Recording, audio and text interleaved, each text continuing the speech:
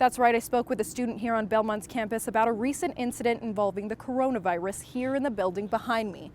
Now, she does say that she doesn't want to reveal her identity for protective purposes, but she did want to share some of the things she's faced here on campus. The United States Health and Human Services website is a good way to explore which kinds of programs and services are available to you. But for Blake, who would be off his parents' insurance and without a job, he would have few options. The CDC confirms there are cases of the coronavirus on every continent except for Antarctica.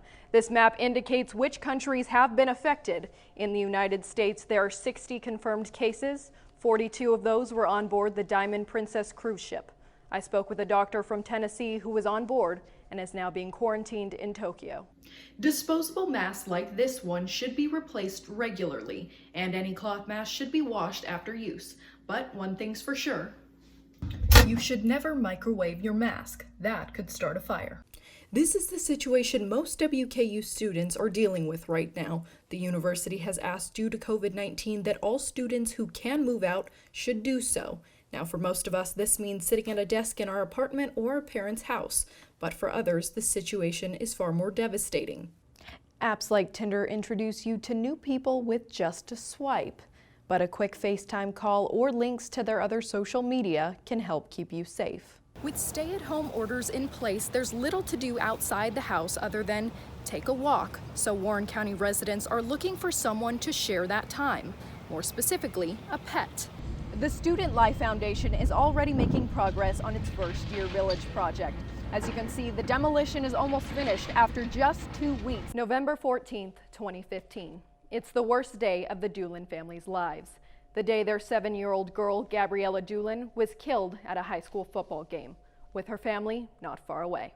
The new SafeTN app allows students to submit anonymous tips.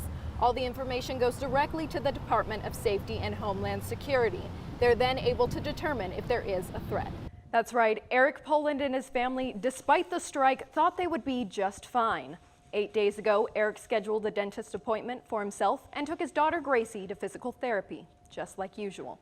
When the family got there, they found out they no longer had health insurance, leaving their 5-year-old daughter, who lives with cerebral palsy, without the physical therapy she needs.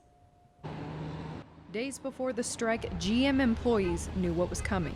UAW and GM failed to reach a 4-year contract. So on September 16th, production came to a halt, along with the workers' health insurance. Among those affected, a family of 4. We were thinking that, once we get signed up for COBRA, there wouldn't be any kind of, disruption.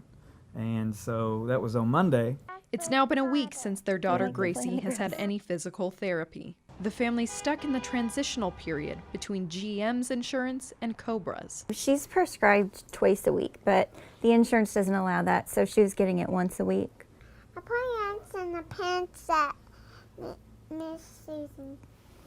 You play Miss Susan's her physical therapist. Gracie's parents decide to bring her out to the picket line to give a face to the issue. Her sign tells a touching story, one that makes it all the way to the floor of Congress. They've definitely seen her face now, that's for sure. For the most part, Eric says he's content with what they have. But I would like to see exceptions made. Workers want to see fair wages with the expulsion of tiers, more family time, less worry, and Eric says the chance to be a middle-class family with just enough money left over for family activities. We did put back some in anticipation of a strike, just for our normal bills, but of course, medical bills are high. As the strike moves into day 9, the Pullen family's insurance finally comes through. The battle isn't done yet, but neither is the family standing on the picket line. And as goes the union, so goes the rest of America. I did reach out to GM Communications Director David Barnes. He asked for the family's name and contact information. GM has since restored the family's regular insurance in addition to the rest of its employees.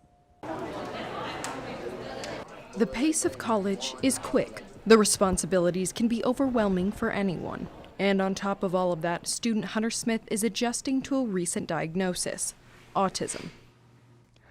It was actually got diagnosed at 18. Hunter's on the high-functioning side. Social cues come pretty naturally. Overall, I don't think having that diagnosis in of itself has really fundamentally changed like anything that I normally do to begin with. On the flip side, there's David.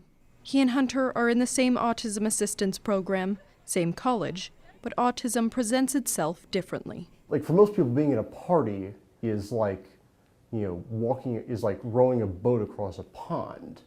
For me, that's like, it's like crossing the Atlantic Ocean in early World War II in an unescorted Allied supply convoy. We may have many students who are so academically capable, but they may need somebody to help them communicate properly with a professor. Michelle Elkins is there to guide students with autism through college.